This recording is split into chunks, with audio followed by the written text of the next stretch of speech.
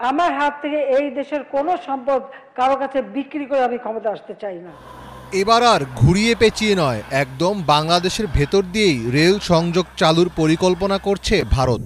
ভারতের উত্তর পূর্বাঞ্চলীয় অঞ্চলকে অন্যান্য রাজ্যগুলোর সঙ্গে সংযুক্ত করতে বাংলাদেশের ওপর দিয়ে বিকল্প রেল যোগাযোগের রুট তৈরি করতে যাচ্ছে ভারত সরকার।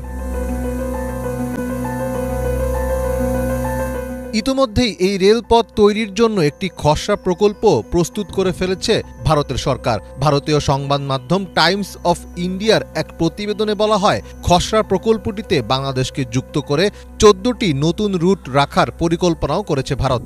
রুটগুলোতে সব মিলিয়ে রেল লাইন থাকবে 861 কিলোমিটার, সঙ্গে থাকবে বাংলাদেশের ওপর দিয়ে যাওয়া বিকল্প রুটটি। এতে করে সব মিলিয়ে এই প্রকল্পে রেল লাইন হবে 1275 কিলোমিটার।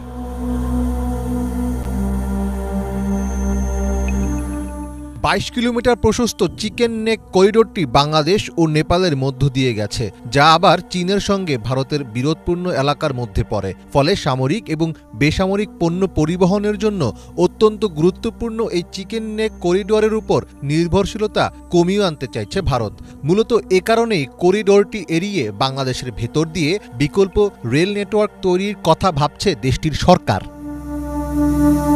আমি তো এটুকু বলতে পারি যে আমি জাতিপিতা বঙ্গবন্ধু শেখ মুজিবের কন্যা। আমার হাত থেকে এই দেশের কোনো সম্পদ কারো কাছে বিক্রি করে আমি ক্ষমতা আসতে চাই না। আমি তো এটুকু বলতে পারি যে আমি জাতিপিতা বঙ্গবন্ধু শেখ মুজিবের কন্যা। আমার হাত থেকে এই দেশের কোনো সম্পদ কারো কাছে বিক্রি করে আমি ক্ষমতা আসতে চাই। আর এখনো যদি ওই বলি যে না, ওই সেন্ট মার্টিন দ্বীপ আমাদের দেশ কাউকে লিজ দেবো, আমাদের দেশ কাউকে লিজ দেবো, আমাদের দেশ কাউকে লিজ দেবো, তাহলে আমার ক্ষমতা থাকার কোনো অসুবিধা নেই, আমি জানি সেটা, কিন্তু আমার দ্বারা সেটা হবে না।